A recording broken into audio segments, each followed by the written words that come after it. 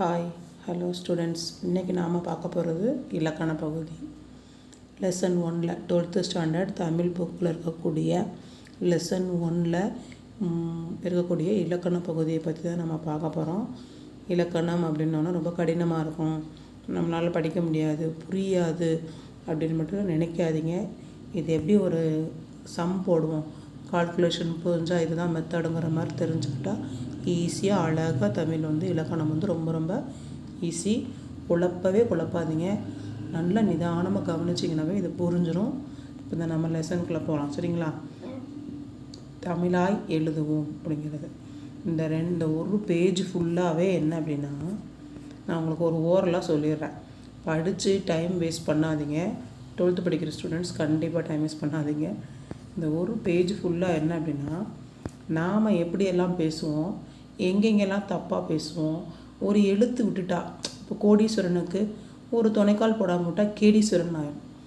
மனம் 2 சொல்லினா, இதே 3 சொல்லினா போட்டால் மீனிங்கே மாறிடும். இந்த மாதிரி சில இடங்களில் நம்ம தப்பு செய்வோம் இல்லையா, அதை பற்றி தான் ஃபுல்லாகவே இதில் பேசியிருக்காங்க. லாங்குவேஜ் அப்படிங்கிறது ரொம்ப ரொம்ப ரொம்ப ஒரு அழகான ஒரு விஷயம். நம்ம நிறைய பேர் எப்படி பேசுகிறோமோ அதே மாதிரி சில பேர் பேசுகிற மாதிரியே எழுதுவாங்க. ஆனால் பேசுகிறது வேறு மாதிரி இருக்கும், சொல்கிறது வேறு மாதிரி இருக்கும், எழுதுறது வேறு மாதிரி இருக்கும். அது எழுத்து அப்படிங்கிறது ஒரு லாங்குவேஜ் எடுத்துட்டோம்னா நம்ம பேசுகிறது எப்படி வேணாலும் தமிழில் பேசலாம். வேறு இடத்துல வேறு தமிழ் ஸ்லாங் வேறு மாதிரி இருக்கும். ஆனால் எழுதும்போது எல்லோரும் ஒரே மாதிரி தான் எழுதுவாங்க, சரிங்களா? ஸோ அதை பற்றி தான் எப்போவுமே மொழி அப்படிங்கிறது ஒரு அழகான மிகச்சிறந்த கருவி அப்படின்னு சொல்கிறாங்க, சரிங்களா? அதை எப்படி நம்ம கையாளுறோம் அப்படிங்கிறத பொறுத்து தான் அது அழகான மொழியாக இருக்கிறதும் அழகில்லாமல் கலை இழந்து போகிறதுங்கிறது தான் இதில் விளக்கம் சொல்லியிருப்பாங்க.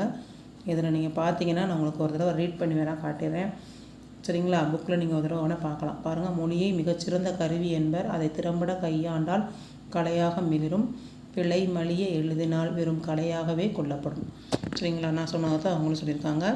நம்மளை பலர் பிழைபட பேசுவதால் தான் எழுதும்போது பிழைகள் பெருகுகின்றன. தமிழுக்கு சிறப்பு இல் வரும், இங்கே குண்டியல். இப்படி ஒழிப்பதை விட ஒரு கொடிய செயல் என்னது எதுவுமே இருக்க முடியாதுன்னு சொல்கிறாங்க. மழையை இந்த சிறப்புலா என்னது பெய்கிற மழை, ஆனால் அதை குண்டுலா போட்டால் அது என்ன ஆயிரும் என்று உச்சரிப்பது பிழை தானே. குண்டுலா போட்டால் மவுண்டைனாக மாறிடும் தானே. ஸோ இன்னும் சில பேர் வாழைப்பழத்தை வாழைப்பழம் அப்படின்னு சொல்லுவாங்க, அப்புறம் வாழைப்பழம் அப்படின்னு சொல்லுவாங்க. என்று தமிழை வாழ விடாமல் செய்வர், சரிங்களா? சில பேர் வாயப்பயம் அப்படின்று கூட தமிழையும் சேர்த்து நசுக்குவர் அப்படின்னு சொல்லியிருக்காங்க. கிட்டத்தட்ட எதை பற்றியும் கவலைப்படாமல் 43 என்றோ 34 என்றோ பத்தியாக எழுதி தருவாங்க, சரிங்களா? 43 அதாவது நம்பர்ஸ் எழுதும்போது, சரிங்களா? இதைத்தான் ஒரு எழுத்து மாறினாவோ ஒரு சொல் மாறினாவே அதோட அர்த்தமே மாறி போயிருங்கிறத தான் இந்த பேராகிராஃபில் சொல்லியிருக்காங்க. பாருங்கள், போய் பார்த்து திரும்பினான் என்பதற்கு ஒரு துணைக்காலை எடுத்துட்டால் பேய் பார்த்து திரும்பினான் அப்படின்னு எழுதி அச்சம் ஊட்டுபவர்களும் இருக்கின்றனர். கலையரசன் காளையரசன் ஆகும்போது மாலையில் அரசன் யார் அப்படின்னு ஆயிரும் என்ற கேள்வி கேட்டால்தான் திருத்திக் கொள்வார் போலும். கலையில் சிறந்தவனை காலையில் சிறந்தவன் என்று எழுதி படிப்போரிடையே ஐய கொண்டு வீசுவோரும் உண்டு. இதை தாங்க சொல்லியிருக்காங்க. ஸ்பெல்லிங் மிஸ்டேக்காக எழுதும் போது நீங்கள் ஒரு இடத்துல துணைக்கால் போடலை அப்படின்னா அந்த மீனிங்கே மாறிடும். துணைக்கால் போட வேண்டிய இடத்துல துணைக்கால் போடணும், ஒற்றை கொம்பு போட வேண்டிய இடத்துல ஒற்றை கொம்பு போடணும், ரெட்டை கொம்பு போட வேண்டிய இடத்துல ரெட்டை கொம்பு போடணும். போட வேண்டிய இடத்துல எழுத்துக்களை கரெக்டாக போடாமல் விட்டுட்டால் அதோட மீனிங்கும் மாறிடும், அர்த்தமும் மாறி போயிடும். பாருங்கள், கோடீஸ்வரனே கேடீஸ்வரன் என்று எழுதினால் அப்போ கோவங்கள் வர மாட்டாரா? அதுதான் அவங்க சொல்லியிருக்காங்க, வேறு ஒன்றுமே இல்லை. பாருங்கள், விடை பெற்றார் என்பதை வடை பெற்றார் என்று எழுதினால் தமிழ் மணக்குமா, அவர் நல்ல மனம் படைத்தவரா? புளிக்கறி என்று சாப்பிட என்று சட்டம் பாய்ந்தானே. இந்த புலி வேறு அந்த புலி வேறு. அப்போ ஒரு லகர ஒரு வித்தியாசம்லாம் இருக்குது இல்லையா? அதனால் நம்ம கவனித்து எழுதணும் அப்படிங்கிறத தான் அதில் சொல்லியிருக்கோம். ஸோ தமிழில் பிழை இல்லாமல் எழுத முடியுமானா கண்டிப்பாக எழுத முடியும். அந்த இலக்கண விதிகளை தெரிஞ்சுக்கிட்டால் மட்டும்தான் எழுத முடியும்னு சொல்ல வராங்க, சரிங்களா? பாருங்கள், நிறைய நமக்கு டவுட் வருது, இங்கே தான் வரும், உண்டா இல்லையா? பாருங்கள், இந்த இடத்துல இருக்குல்ல, இந்த நா இந்த ரா லா இந்த இடங்களில் தான் நமக்கு அதிகமான டவுட் வர்ற இடமே இதுதான். இந்த நா போடணுமா, இல்லை 3 சொல்லி நா போடணுமா, இல்லை ரா போடணுமா, இந்த ரா போடணுமா, இல்லை லா போடணுமா அப்படிங்கிற டவுட்டில் இங்கே தான் வரும் நமக்கு, சரிங்களா? அதுக்கப்புறம் பார்த்திங்கன்னா வேறு எங்கே டவுட் வரும் அப்படின்னா, எங்கே டவுட் வரும், அடுத்து மேல் கொம்பு உயிர்மெய் எழுத்துக்கள். எழுத்துக்களில் கொம்பு போடுறது, ஒத்த கொம்பு போடணுமா, ரெட்டை கொம்பு போடணுமா, துணைக்கால் போடணுமா, என்ன போடணும் அப்படிங்கிற டவுட்டு வரும். சரிங்களா? அப்புறம் எங்கெல்லாம் வரும், இதெல்லாம் தான் மிஸ்டேக்ஸ் வர்றதுக்கு காரணம். இதை கொஞ்சம் நம்ம சரி பண்ணிட்டாலே பல வேலைகள் முடிஞ்சிடும். இந்த லெசனில் நம்ம பார்க்கக்கூடியது என்ன அப்படின்னா, இவ்வளோ இதையும் நம்ம சரி பண்ண போகிறதில்ல. ஜஸ்ட் இந்த பிழைகள் ஏற்படக்கூடிய வகைப்பாடு அப்படின்னு பார்த்தோம்னா மொத்தம் 4. ஒன்று எழுத்து, ஒரே ஒரு எழுத்து, அது துணைக்கால் இல்லை லாலா வேறுபாடு, நானா வேறுபாடு, அதெல்லாம் ஒன்று எழுத்து பிழை. இன்னொன்று சொற்பிழை. எழுத்து தப்பாயிருச்சுன்னா அடுத்து சொல்லோட பொருளும் தப்பாயிரும். அதுக்கடுத்து சொற்றொடர் பிழை, அதுக்கடுத்து பொதுவான பிழைகள் சிலன்னு சொல்கிறாங்க. ஆனால் நாம் இந்த லெசனில் பார்க்க போகிறது வெறும் எழுத்து பிழை மட்டும்தான். சரிங்களா? எழுத்து பிழையை மட்டும்தான் பார்க்க போகிறோம். இப்போ நம்ம பேசிக்காக தெரிஞ்சுக்க வேண்டியது என்ன அப்படின்னா, உயிர் எழுத்துக்கள். உயிர் எழுத்துக்கள்னால் ஒன்றும் இல்லை, ஆனா அவனா தான் மொத்தம் 12 எழுத்து. அக்கா நான் சேர்க்கக்கூடாது. சரியா? உயிர் எழுத்துக்கள் 12. இப்போ இதில் குறில் நெடில் அப்படின்னு 2 இருக்குது. எப்படி கண்டுபிடிப்போம்? ஆ அப்படின்னா அது குறில், ஆ அப்படின்னு எழுத்தோம்னா அது நெடில். ஸோ குறில் எழுத்து மொத்தத்தில் இருக்குது, அது மாதிரி 5 இருக்குது உயிர் எழுத்தில். நெடில் எழுத்து 7 இருக்குது. இது போக அடுத்து மெய் எழுத்துக்கள் மொத்தம் 18. இதை 3 தான் நம்ம பிரிப்போம். உண்டா இல்லையா? ஒன்று வல்லினமை, மெல்லினமை, இடையினமை. இதெல்லாம் நீங்கள் சின்ன கிளாஸ்லேயே படிச்சிருப்பீங்க. வல்லினமைகள்னால் என்னது? கசடத வராது, இக்கு, இச்சு, இட்டு, இத்து, இப்பு, இரு. மெல்லினமைகள்னால் எங்கென்ன நமன, இங்கு, இஞ்சு, இன்னு 3 சுழியின். சரியா? இந்து, இம்மு 2 சுழியின். இடையின எழுத்துக்கள் அப்படின்னா இ, இர், இல், யு, இல், இல், ஏரள வள்ளல்னு சொல்லுவோம். இதெல்லாம் மெய் எழுத்துக்கள். சரியா? அதுக்கடுத்து உயிர்மெய் எழுத்துக்கள் அப்படின்னா மொத்தம் 216. அதாவது உயிரெழுத்துக்களும் மெய் எழுத்துக்களும் சேர்ந்து உருவாகக்கூடிய எழுத்துக்கள் தான் உயிர்மெய் எழுத்துக்கள். மொத்தம் 216. இந்த உயிர்மெய் குறில் பார்த்தோம்னா 90, உயிர்மெய் நெடில் பார்த்தா 126. சரிங்களா? மொத்தம் ஆயுத எழுத்து 1. இதெல்லாம் சேர்ந்தால் தான் தமிழ் எழுத்துக்கள். மொத்தம் 247. சரிங்களா? இந்த எழுத்து பிழையை தவிர்க்கணும் அப்படின்னா முதல்ல நம்ம பேசும்போதே ஒழுங்காக என்ன செய்யணும்? பேசணும். ஒரு வித்தியாசம், குரல் நெடில் வேறுபாட்டோடு என்ன செய்யணும்? பேசணும். இங்கே வா அப்படிங்கிறதுக்கும் அங்கே போ அப்படின்னு சொல்கிறதுக்கும், எடுத்துகிட்டு வந்தியா, எடுக்காமல் வந்தியா அப்படிங்கிற போது அந்த ப்ரொனன்சியேஷன் சொல்லும் போதே நம்ம தமிழ் கொஞ்சம் கவனம் வச்சு, இல்லை நெடில் எழுத்துல நெடில் சவுண்டோடையும் குரல் எழுத்துக்களோட குறுகிய சவுண்டோடையும் நம்ம கொடுத்து பேசினாவே அந்த எழுத்தோட ஈஸியாக நம்ம என்ன செஞ்சிடலாம்? மாறிடலாம். சரிங்களா? நம்ம எப்படி பேசுகிறோம், அதை எப்படி நம்ம எழுதணும் அப்படிங்கிற 2யும் கவனித்தாலே போதும். இப்போ பார்த்தீங்கன்னா இந்த இருக்கு இல்லையா, நம்ம சொன்ன அந்த இதில் ஒரு 3, அதில் ஒரு 3, 6, 2, 8 எழுத்துக்கள் தான் நமக்கு என்னது குழப்பத்தை ஏற்படுத்துகிறாங்க. ஸோ அந்த 8 பேர் என்ன அப்படின்னா, இந்த நகரம் இருக்கு இல்லையாண்ணா, அது சொல்லோட முதல்ல மட்டும்தான் வரும். நண்டு, நாடகம் இதெல்லாம். அதை தவிர்த்து மற்ற ரகரம் இருக்கு இல்லையா, அது இடையில் மட்டும்தான் என்ன செய்யும்? வரும். இறுதியில் வராது. முதல்லே வராது, இறுதியிலே வராது. நகரம் என்னது? முதல்ல மட்டும்தான் வரும். நண்டு, நாடகம். இற்று பெரிய ஏறு இருக்கு இல்லையா, அது என்னது? நடுவால் மட்டும்தான் வரும். இந்த சைடு என்ன செய்யாது? வராது. மற்ற எல்லாமே இடையிலும் இறுதியிலும் வரும். 2 எழுத்து தான் வித்தியாசம். ஒன்று நகரம் முன்னாடி வரும், இந்த நாகத்துக்கு போடும்ல அந்த ஃபஸ்ட் எடுத்தோன்னு வரும். அதுக்கு வேறு எங்கேயுமே வராது. இடையிலே வராது, கடையிலே வராது. இடையினா இடையில கிடையாது. ஒரு வார்த்தை இருக்குன்னா அந்த வார்த்தைக்கு நடுவால் அந்த வராது. முதல் எழுத்தாக மட்டும்தான் வரும். சரிங்களா? அதை தான் சொல்கிறாங்க. கடைசி எழுத்தாகவும் வராது. ஆனால் ரகரம், இந்த ரா பெரிய ரா இருக்குல்லே, அது முதல் எழுத்தாகவும் வராது, கடைசி எழுத்தாகவும் வராது. நடுவால் ஒரு எழுத்தாக தான் வரும்.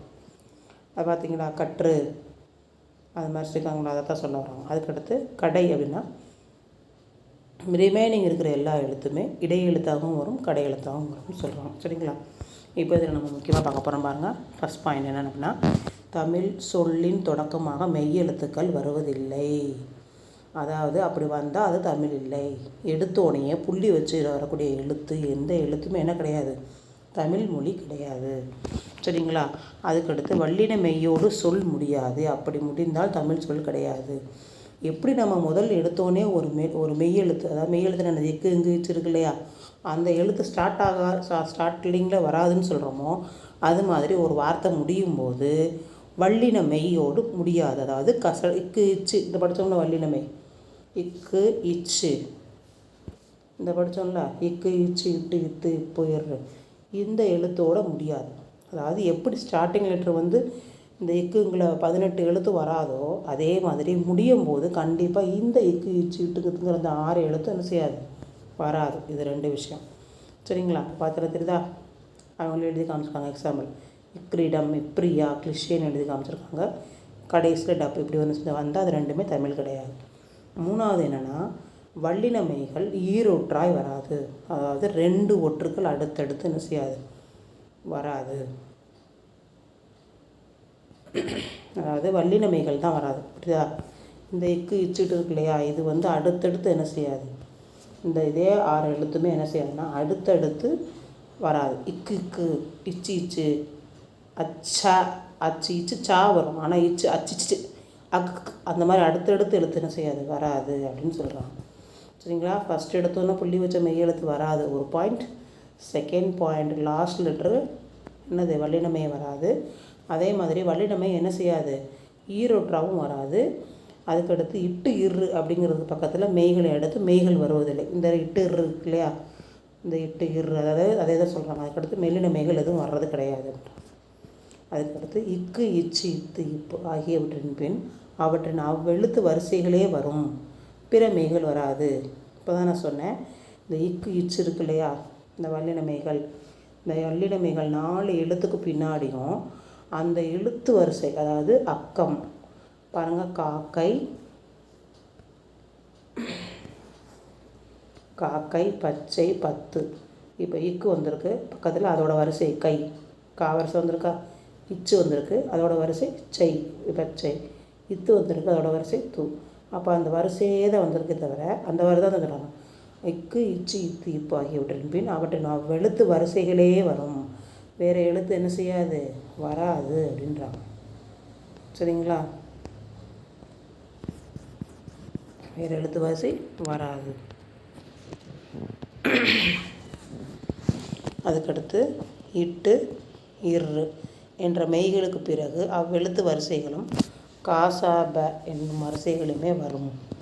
இப்போது இதுக்கு பின்னாடி அந்த எழுத்து வரிசை மட்டும்தான் வரும்னு சொன்னாங்க. அதே மாதிரி தான் இட்டு இருக்கு அப்புறமும் அதே எழுத்து வரிசை வரும், அதே நேரம் காசாப்பாவும் வரும். சரிங்களா? இது எப்படி சொன்னாங்களோ, இந்த லெசன் இந்த இடம் எப்படி சொன்னாங்களோ அதே மாதிரி தான் இதுவும் வரும். ஆனால் இந்த எழுத்து என்ன செய்யும், வரும். காசாப்பாங்கிறதும் செய்யும். வெக்கம், இப்போ கற்சிலை, கற்பவை, வெக்கம், காட்சி, திட்பம், காற்றுக, கற்க, இதெல்லாம் வரும். இதே மாதிரி தான் இது முதல் 4 எழுத்துக்கும் என்னது, அதோட வரிசை மட்டும்தான் வரும். ஆனால் இதுக்கு அதோட வரிசையும் வரும். பாருங்கள், மெய் எழுத்துக்கு பிறகு அவ்வெழுத்து வரிசைகளும் வரும், காசாபா என்னும் வரிசைகளுமே வரும். சரிங்களா? 2 பாயிண்ட் இதில். அடுத்து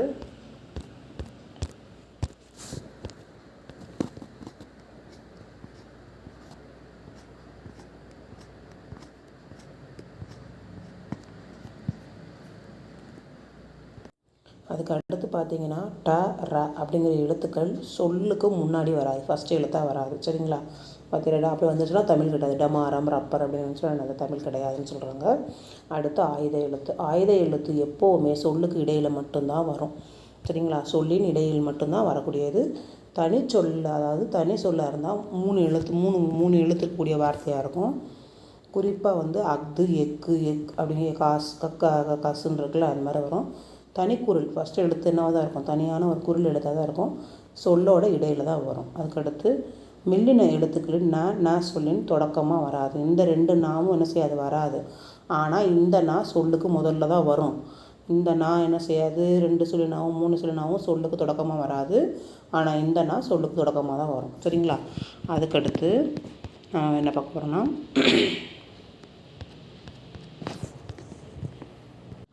இந்த ய ர ல இந்த 3 எழுத்து இருக்கு இல்லையா, இது ஈரொற்றாய் வரும். நம்ம ஏற்கனவே படித்தோம், இட்டு இரு என்ன செய்யாது, ஈரொட்டாக வராதுன்னு படித்தோம். அதை ரீகால் பண்ணி பாருங்கள். சரிங்களா? ஆனால் அளபெடுத்தால் மட்டும்தான் வரும்னு சொல்லுவாங்க. பாய்ச்சும், பார்க்கும், வாழ்க்கை, இதெல்லாம் என்னது, ஏரள வளல ஒற்றுக்கள். அதுக்கடுத்து தனிக்குறளை அடுத்து ஒரு சாதாரண தனிக்குறளை அடுத்து காவோ சாவோ அதை அடுத்து என்ன செய்யாது, இந்த ரகர லகர ஒற்றுக்கள் வராது. அதுக்கடுத்து தனிக்குறளை அடுத்து ரகர ஒற்று, இந்த ரகர ஒற்று வந்துச்சுன்னா அதை தமிழ் இயல்புக்கு ஏற்ப திருத்தி என்ன செய்யணும், மாற்றி அமைக்கப்படணும் அப்படின்னு சொல்கிறாங்க. அது எப்படி சொல்கிறாங்கன்னா, நிர்வாகம் அப்படிங்கிறது நிர்வாகம், கர்மம் அப்படிங்கிறது கர்மம், இந்த மாதிரி என்ன செய்யும், மாறி வரும் அப்படின்றாங்க.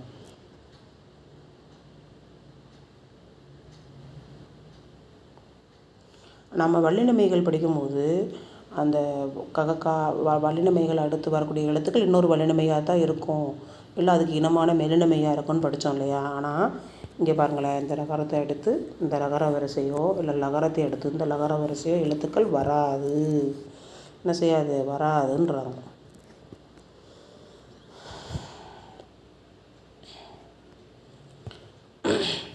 உயிர் எழுத்து வந்தால் ஒரு இரு அப்படிங்கிறது ஓர் ஈர் அப்படின்னு மாறுமா.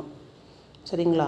உயிரெழுத்து வந்துச்சுன்னா அதே மாதிரி அது இது எது அப்படிங்கிறது எப்படி மாறும்? அத்து இத்து எத்துன்னு மாறும். சரிங்களா? அத்து இத்து எத்துன்னு மாறும்.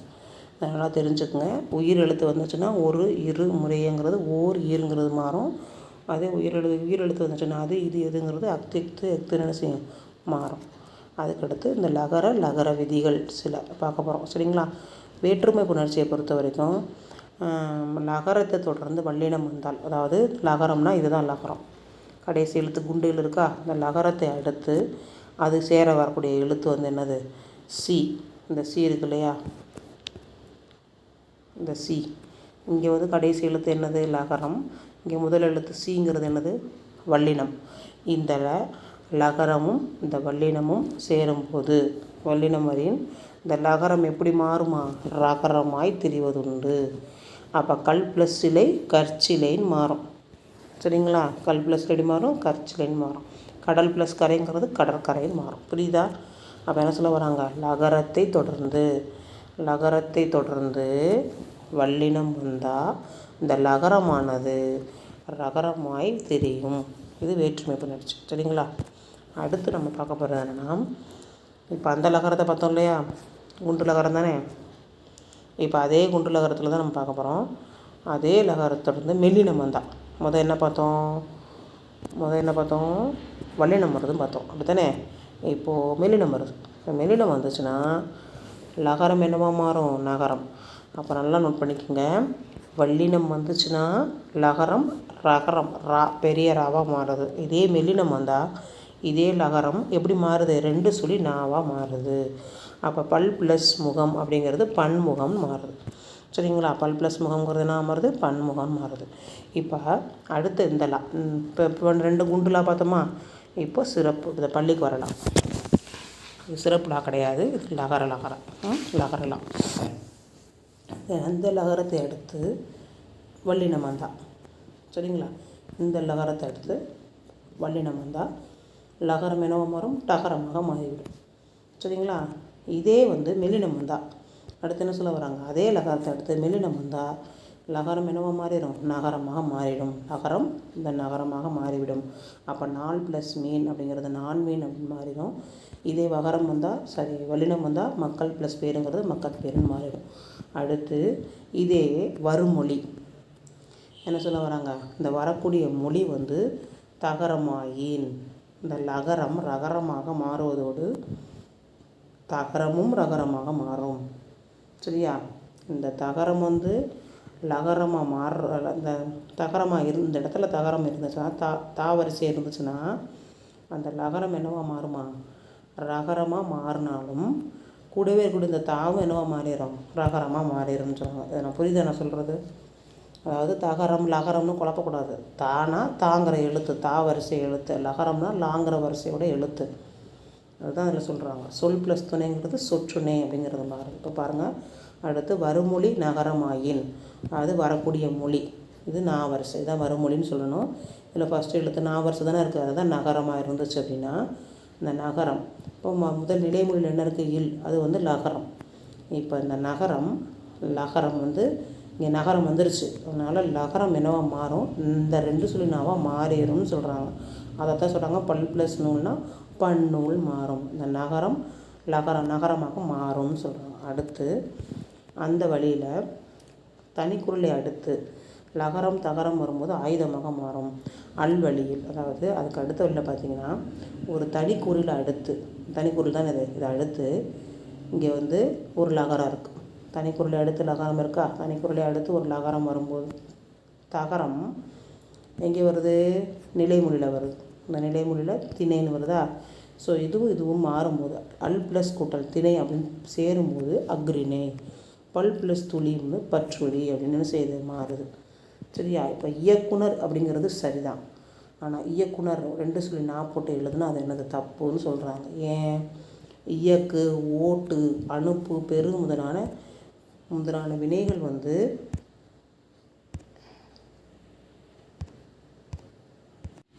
ஏன் தப்புன்னு சொல்கிறோம் அப்படின்னா, இந்த வினைகளுடைய இந்த பெயருக்கு இடையான இந்து அப்படிங்கிறத பெற்று வந்தால் தான் அது ஓட்டுநர், அனுப்புனர், பெறுநர் அப்படிங்கிற பெயர் சொல்ல மாறுது. இல்லைன்னா அது என்னவா மாறிடுது, பெயர் சொல்ல இல்லாமல் போயிடுது. ஸோ உறுப்பினர், குழுவினர், உரியினர் அப்படிங்கிறது வந்து என்னது எல்லாமே பெயர் சொல் தான். ஆனால் இதில் இன் அப்படிங்கிற சாரியை பெற்று தான் அதில் முடிஞ்சிருக்கு. இப்போ சொல் உருவாக முறையை அறிந்தும் அதோட பொருள் வேறுபாடை தெரிஞ்சுக்கிட்டாலே பிள்ளைகள் நம்மளால் தவிர்க்க முடியும். இங்கே பாருங்களேன், அறம் அறம், இந்த அறம் வேற, இந்த அறம் வேற. இந்த அறம்னா தர்மம்னு சொல்லுவாங்க, இந்த அறம்னா கருவி. குறைனா குறை சொல்கிறது, இந்த குறைனா நாய் குறைகிறது. சரிங்களா? 2 சொல்லிடுறேன்னா சின்ன ராணா. வளம், களம், இதுக்கு நீங்கள் வந்து முதல் சொல்ல பொருள் வேறுபாட்டினை தெரிஞ்சுக்கிறணும். சரிங்களா? இது எப்படி தெரிஞ்சுக்கணும் பாருங்கள். அறம் தெரியுதா?